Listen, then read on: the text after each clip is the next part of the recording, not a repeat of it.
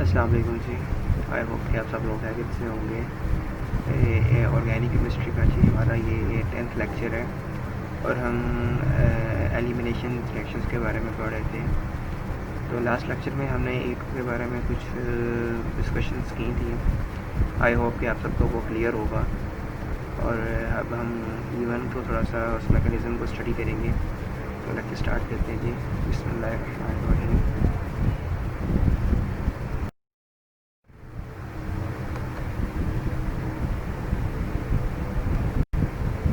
आगे जी, the E1 mechanism. The E1 mechanism same वैसा ही मैकेनिज़्म है जैसा कि आपने SN1 स्टडी किया। फर्स्ट स्टेप के अंदर आपके पास आयोनाइजेशन होती है और उसके बाद जाके आपका न्यूक्लियोफाइल अटैक करता था SN1 के अंदर। लेकिन इन रिएक्शंस के अंदर क्या होगा, फर्स्ट ऑफ ऑल आपके पास आयोनाइजेशन होगी, ठीक है, जैसे ये मैंने रिप्रेजेंट की हुई है। और उस आयोनाइजेशन के बाद आपका जो प्रोटॉन है वो इसको लीव करेगा स्ट्रक्चर को, ठीक है। और लीव करने के बाद आपके पास डबल बॉन्ड की फॉर्मेशन होगी। और इसमें सबसे अहम बात ये होगी कि आपने बेस इस्तेमाल करनी है। You must required a base, आपको कोई ना कोई बेस चाहिए होगी। और वो जो बेस आपके पास है वो आपका सॉल्वेंट ही होगा, ठीक है। सॉल्वेंट ही आपके प्रोटॉन को यहाँ से क्या करेगा, बाहर निकाल लेगा आपके पास। अगर आप इसके IUPAC डेजिग्नेशन देखें तो वो सिंपल कुछ यूँ है जी, DN+DE, ठीक है। और उसके बाद आपके पास जी फर्स्ट स्टेप में आपके पास कार्बोकेटाइन बन रहा है, देन आपके पास इलेक्ट्रॉन कंप्लीट हो रहे हैं, ठीक है। This mechanism normally operates without an added base, ठीक है। कि आपने कोई बेस ऐड नहीं करनी, आपका सॉल्वेंट ही एज अ बेस काम करेगा, मतलब एक्सटर्नली कोई चीज़ ऐड नहीं करनी। Just as the E2 mechanism competes with the SN2 so that the E1 mechanism competes with SN1, जैसे मैंने पहले डिस्कस किया आपके साथ। In fact, the first step of E1 is exactly the same as the SN1 mechanism, ये भी मैंने बात अभी डिस्कस की अभी। The second step differs in that the solvents pull a proton from the beta carbon मैंने बताया था कि भाई जिस कार्बन के साथ फंक्शनल ग्रुप लगा होता है उसे अल्फ़ा कहते हैं, उसका जो साथ वाला कार्बन होता है उसे हम बीटा कहते हैं आपके पास, ठीक है। तो वो सॉल्वेंट आपके बीटा हाइड्रोजन को क्या करेगा, सेपरेट कर देगा आपके पास। क्लियर होगी ये बात जी आपके पास, ठीक है। ओके जी, in a pure E1 reaction the product should be completely non stereospecific. Stereospecific मैंने बताया था कि भाई जिसके साइड्स एक्टिव ना हों, ठीक है, जो अपने आप को रोटेट ना कर सकता हो, मतलब जिसकी ना तो पॉजिटिव बनता हो ना वो नेगेटिव बनता हो, ठीक है, ना उसका आपके पास है पॉजिटिव आइसोमर हो ना नेगेटिव हो, तो स्टीरियो स्पेसिफिक नहीं होना चाहिए। Since a carbocation should be planar, हाँ, मगर उसको प्लेनर लाजमी होना चाहिए आपके पास, ठीक है, मतलब एक ही प्लेन के अंदर हो, विद नो ऑफिशियल डिफरेंशिएशन, मतलब आपका उनका जो फेसेस है जहाँ पे उन्होंने निकलना है वो उनके फेसेस चेंज ना हो, ठीक है। And bond rotation is possible before the deprotonation, क्योंकि वहाँ पे सिंगल बॉन्ड होता है आपके पास डीप्रोटीनेशन से पहले तक, तो वहाँ पे रोटेशन पॉसिबल है, मगर जैसे ही डीप्रोटीनेशन हो जाएगी डबल बॉन्ड बन जाएगा, उसके बाद डीप्रोटीनेशन नहीं होने वाली है आपके पास, ठीक है। अच्छा, कुछ एविडेंस आपके पास है जो E1 मैकेनिज्म को जस्टिफाई करेंगे। फर्स्ट ऑफ ऑल जी, the reaction exhibits first order kinetics as expected, because first step के अंदर आयोनाइजेशन हो रही होती है, वही स्लो स्टेप होता है, तो वही आपके पास रेट डिटर्मिनिंग स्टेप होगा। तो it's mean that it is a first order kinetics, because उसके अंदर सिर्फ एक ही सबस्ट्रेट आपके पास आ रहा है। Since ionization to the carbocation is a slow step, ठीक है जी। Of course the solvent is not expected to appear in the rate equation, आपका सॉल्वेंट आपके रेट को अफेक्ट नहीं करेगा, even if it were involved in the rate determining step, but this point can be easily checked by adding a small amount of the conjugate base of the solvent।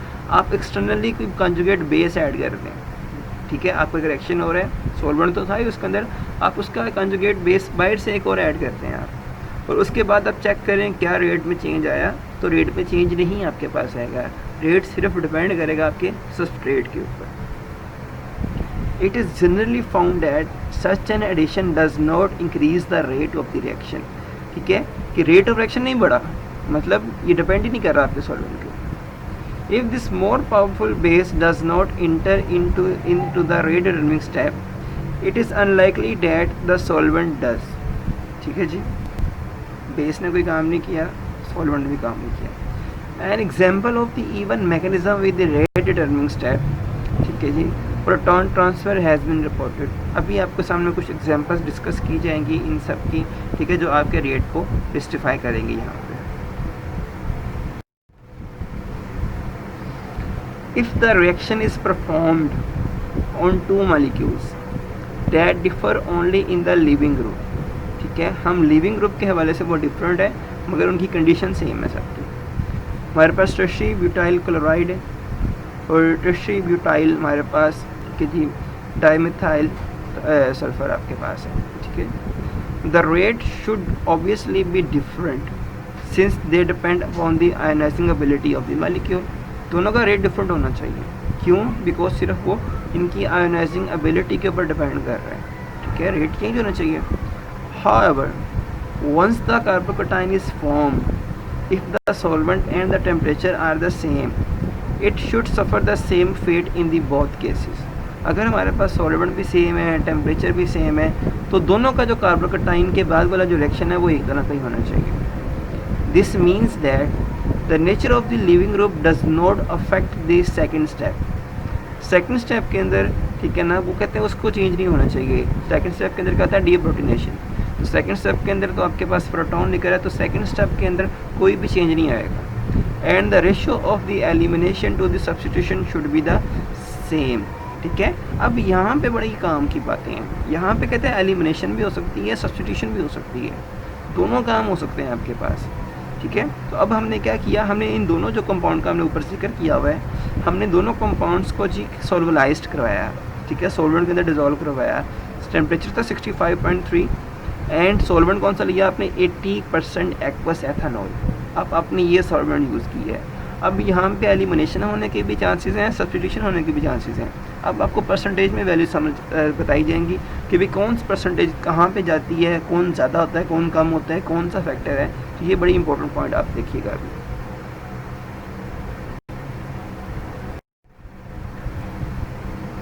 Okay जी, tertiary butyl chloride gave 36.3% of 2-मिथाइल प्रोप-1-ene। यहाँ पे elimination हुई, कितने percent elimination हुई, 36%। And 63.7% of the tertiary butanol, यहाँ पे सब्स्टिट्यूशन रिएक्शन हुआ है आपके पास, सब्स्टिट्यूटेड। तो यहाँ पे 63% क्या हुई है, सब्स्टिट्यूशन हुई है आपके पास, ठीक है। अगर हम सेकंड वाले कंपाउंड की बात करते हैं तो it gave the 35.7% of the 2-मिथाइल प्रोप-1-ene। यहाँ पे आपके पास एलिमिनेशन हुई है 35% और 64% आपके पास क्या हुई है, सब्स्टिट्यूशन, ठीक है। तो ये देखें इनकी रेशो में फ़र्क आपके पास आ गया। Although the rates were greatly different as expected with such different living groups, the product ratio were the same within 1%, ठीक है। अगर दोनों की बात करें स्टार्टिंग के अंदर 1% तक, तो आपके पास 50% ये मिल रहा था, 50% ये मिल रहा था आपके पास। और अब हम कहते थे कि रेट इनके चेंज होने चाहिए थे। क्यों चेंज होने चाहिए थे, बिकॉज इनके लिविंग ग्रुप भी क्या थे, चेंज आपके पास थे। तो भाई आपके पास स्टार्टिंग के अंदर आपके पास लिविंग ग्रुप की वजह से आपका रेट चेंज हो रहा है आपके पास, मगर उसके बाद जाके वो रेट चेंज नहीं हो रहा। तो इट्स मीन दैट के जो आपका रेट है it only depend upon the substrate, वो सबस्ट्रेट के ऊपर डिपेंड कर रहा होता है आपके पास। If this reaction had taken place by a second order mechanism, अगर हम इनको सेकेंड ऑर्डर से कहते हैं, the nucleophile would not be expected to have the same ratio of the preference.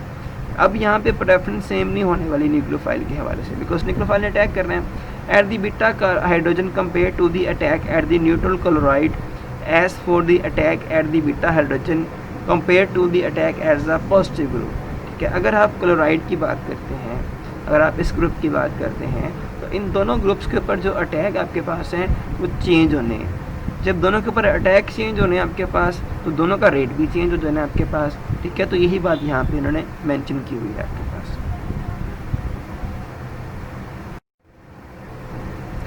अच्छा जी, many reactions carried out under first order condition on system where E2 elimination is anti proceed quite widely to give alkenes, where cis hydrogen must be remove, अभी हमने E2 के अंदर पढ़ा था कि अगर वो आपके पास ऑपोजिट होंगे, ठीक है, तो वहाँ से आपके पास क्या होगा जी, ऑपोजिट वे में एंटी एलिमिनेशन हमने डिस्कस किया था आपके पास, ठीक है, तो वही ज़्यादातर आपके पास क्या होगा, फेवर होगा E1 के अंदर। फॉर एग्जांपल मिथाइल क्लोराइड, ये भी मिथाइल क्लोराइड दिखाया गया है, विच bye E2 mechanism gave only 5, अगर आप इस रिएक्शन को E2 से परफॉर्म करवाते हैं तो ये आपको 5 वाला कंपाउंड देगा।